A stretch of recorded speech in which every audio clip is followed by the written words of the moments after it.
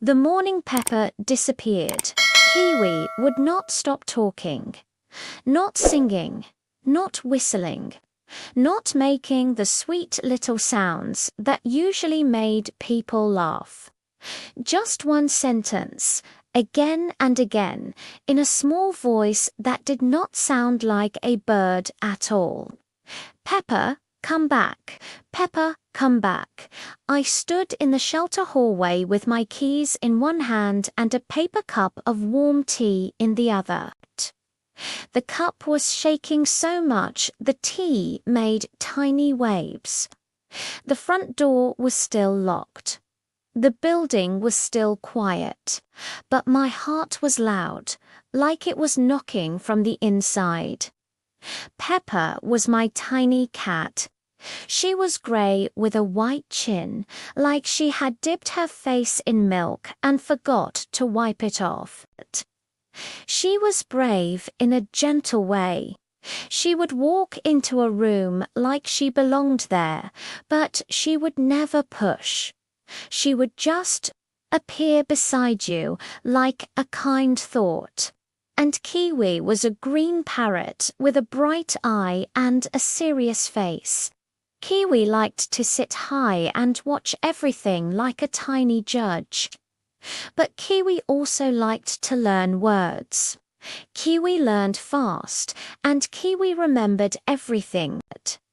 Together, they were what the kids in our neighborhood called the parrot cat, because Pepper followed Kiwi everywhere, and Kiwi followed Pepper everywhere, and sometimes Pepper would open her mouth and make a sound that was not a meow at all. It was a soft, funny whistle, like she was trying to be a bird. And sometimes Kiwi would copy Pepper's purr so well that people would look around and ask, "Where is the cat?" They were a pair, a team, a small miracle that made hard days softer. And now Pepper was gone. I had checked the break room, the playpen, the laundry closet, the small office where we kept lost and found collars. I had checked behind the big bag of cat food and under the folded blankets and inside the empty carrier by the sink. No Pepper, just Kiwi on the top of a shelf, feathers puffed, eyes wide, saying the same thing like a warning.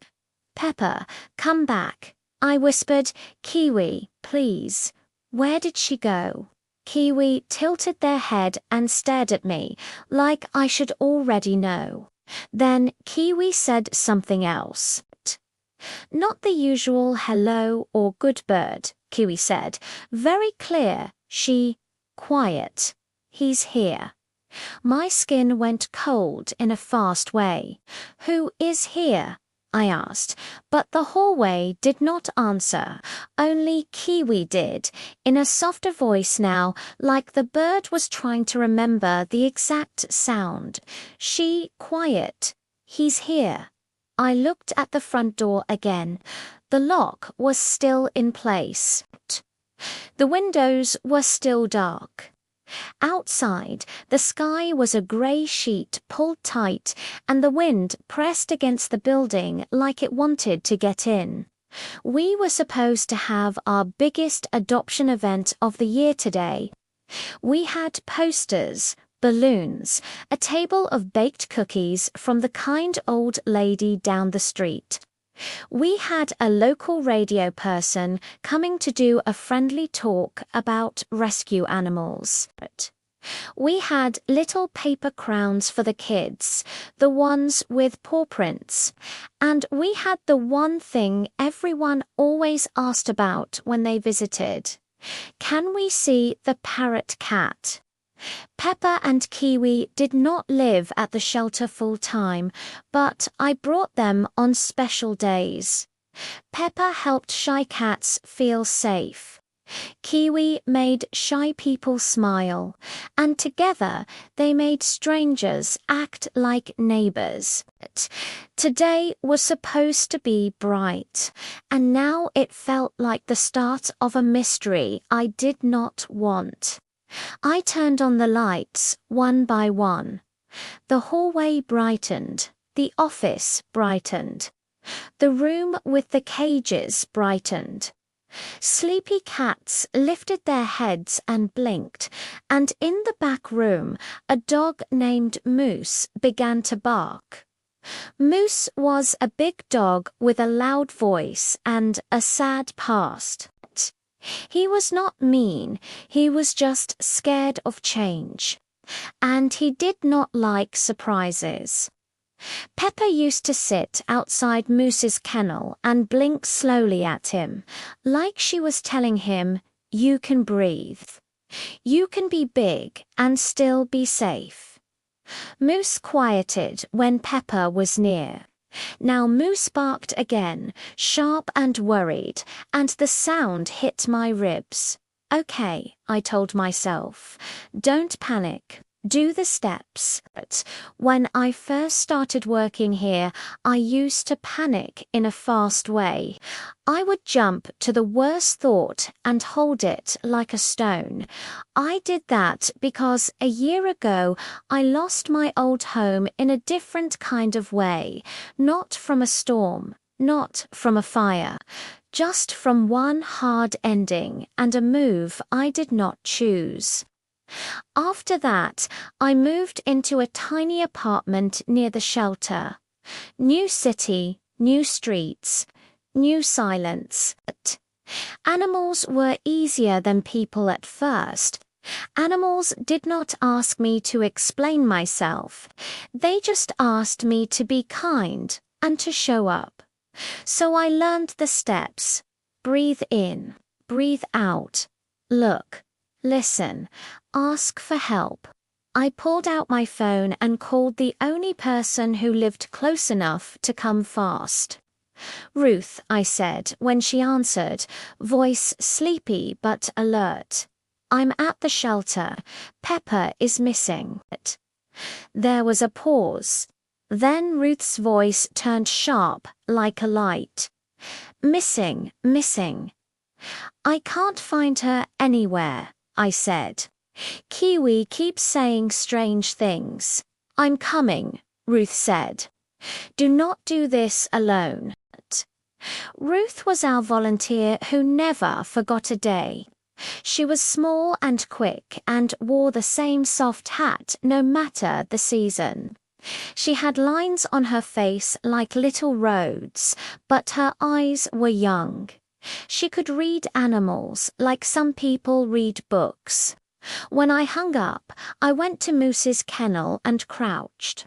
"Hey, Moose," I whispered. "I'm here." Moose's chest moved fast. His tail thumped once, then stopped, like he was unsure if he was allowed to hope. I pressed my fingers against the metal and let him sniff me through the bars. "Pepper is missing," I told him, because I had learned that saying the truth out loud can keep your mind from making bigger monsters. "We're going to find her." Moose let out a low sound, not a bark, not a growl, just a heavy breath. Then he looked past me, toward the back hallway, like he had heard something. I stood slowly. The back hallway led to the storage rooms and the old community center next door. The buildings were connected by a narrow door that we kept locked most days. Today, it would be open later, so visitors could walk through and see the craft tables and the little stage. The community center had been closed for weeks for repairs. The floors were being fixed. The lights were half working. The place smelled like dust and old wood. I did not want to go in there alone, but I also could not stand still. I walked to the narrow door and listened. Nothing but the wind outside and Kiwi's voice behind me, still calling for Pepper. I tried the handle. It was unlocked. That was wrong. I knew I locked it last night. I stood very still and listened again. From the other side, I heard a soft sound, not a voice, not a footstep, a tiny bell like a collar tag touching something metal. Pepper's collar had a bell. My mouth went dry. I pushed the door open a little, just enough to see the dark space beyond. And then, from somewhere inside the community center, a human voice spoke, low and careful. Quiet. He's here. It was the exact sound Kiwi had copied. My stomach dropped, and for a moment I could not move, because I knew that voice. It was not a stranger. It was Mr. Dalton. Mr. Dalton lived in the brick house across the street. He was the man who never waved back. The man who put his trash can out with sharp movements like he was angry at the trash. The kids on the block called him the Storm Man because he always looked like a storm. And now he was inside our locked community center before sunrise, whispering words that my parrot had memorized. I should have stepped back. I should have called someone. I should have waited for Ruth. But my mind had one thought only. Pepper. I pushed the door open. The community center smelled like old paint and cold air. Grey light came through the high windows. Dust floated in it, slow like snow. Mr. Dalton, I called, trying to keep my voice calm. It's Maya. I work at the shelter. No answer. I took one careful step, then another. My shoes squeaked on the floor, and from deeper inside I heard a soft, quick sound. A cat running. Pepper, I said. Then I heard something else. A heavy scrape, like a chair being dragged. My heart beat so hard it made my ears ring. I followed the sound toward the back, where the small stage was. The stage had curtains on rails, but the curtains were pulled to the side. Old props were stacked in the corner. A broken box fan leaned against the wall, and there, in the dim space behind the stage, I saw a large shape. Mr. Dalton was crouched down, blocking my view of something in front of him. His shoulders were hunched like he was trying to be smaller.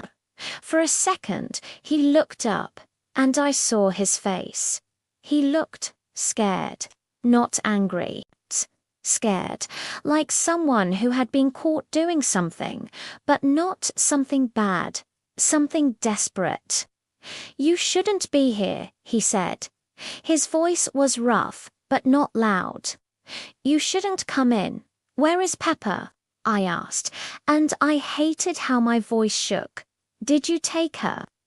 Mr. Dalton flinched like I had slapped him with the words. No, he said fast. No, I didn't take her. She... Then, very slowly, he moved his shoulder aside, and I saw Pepper. Pepper was sitting in front of a small cardboard box on the floor. Her tail was wrapped around her feet. Her ears were forward. Her eyes were wide and gentle. She looked at me, and she did not run. She just blinked. Then she turned her head back to the box, like she was saying, "Look."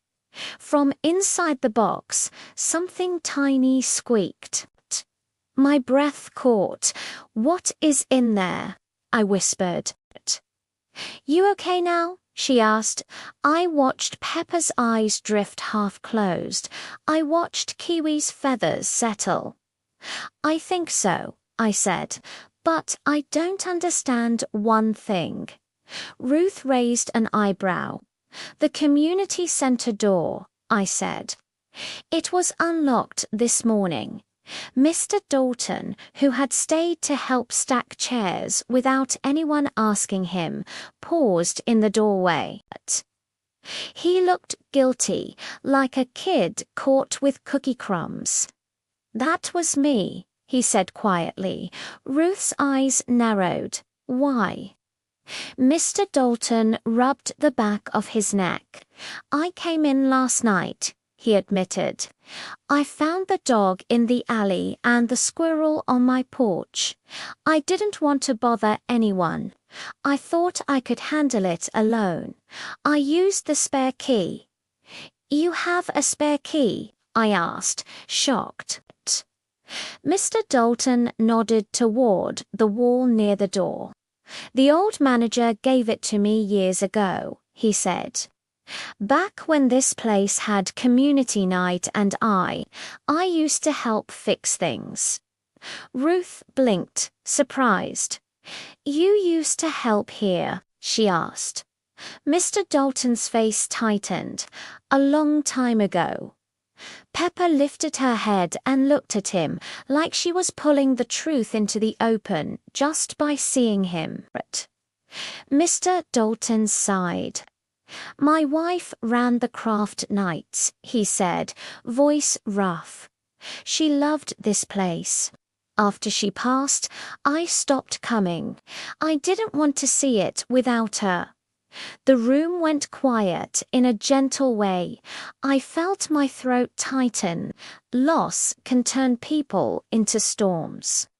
Not because they want to hurt anyone, but because they do not know where to put all the rain inside them. Ruth's voice softened. You could come back, she said, if you want. We always need help fixing things. Mr. Dalton looked like he wanted to say no out of habit. But then Pepper stood up, walked to him, and rubbed her whole side against his shin, slow and full. Kiwi added, in a sweet voice, Come back. Mr. Dalton's mouth twitched, almost a smile. That bird, he muttered, but his eyes were wet again. He cleared his throat. I'll return the key, he said. And if you want, I can fix that loose shelf in the cat room. It wobbles. Ruth nodded. We want. Mr. Dalton looked down at Pepper. And your cat, he said to me, voice softer now, is something special. Pepper flicked her tail like she agreed, then trotted back to me and hopped into my lap again. I rested my hand on her small back. She makes friends with everyone, I said. Ruth leaned back on her hands, looking up at the dim ceiling like she was watching an invisible sky. Today could have gone bad, she said quietly, and it didn't. It almost did, I admitted. Ruth nodded, and then kindness showed up anyway. Messy, imperfect, real. Pepper purred. Kiwi made a soft whistle, then said, like a promise, good night. Outside, the wind had calmed. The grey sky had softened into evening. Inside, the shelter felt warm, like a heart that had survived a hard day and kept beating. I hugged Pepper gently, careful not to squeeze. Thank you, I whispered into her fur, for being brave. Pepper answered with a chirp, almost like a laugh. And Kiwi, riding on her back like a tiny captain, whispered one last thing in a voice that sounded like all of us put together. We're here. And that was enough. Soft closing line for easy voiceover. We turned off the last light, and the quiet felt kind again.